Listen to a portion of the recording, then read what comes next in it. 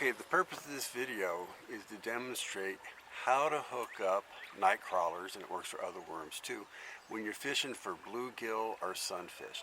But before we talk too much about that, I want to remind everybody to pray.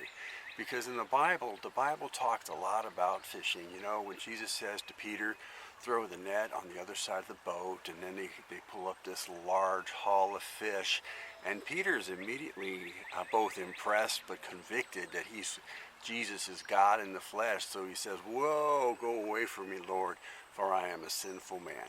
So we know that we're sinful, but we know that by the blood of Jesus Christ, we can approach the throne of grace and we can ask for our daily bread or our daily fish, as the case may be.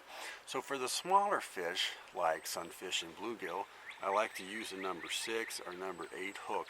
And you can see this one here, I kind of scavenged from a treble hook that was on a lure. And when the lure gets snagged, I often straighten out the hook to pull it off of the snag. But then I can recycle that hook for bluegill by cutting 2 of the barbs off and turning a treble hook back into a single hook. Alright, anyway,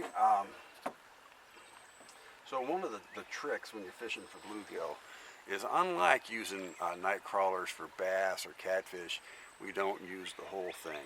So we just pinch off a section, maybe half an inch long or so, because we don't want that whole big worm hanging off the end, because bluegill are crafty suckers. They will steal the bait and they'll focus on the bit at the end.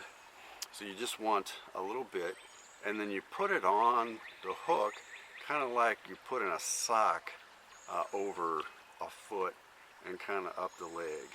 So you got the pointy end kind of hanging out there a little bit, and you've got the nub up there, and we're ready to put it under a bobber and throw it over toward the bank where we think there's some bluegill hiding.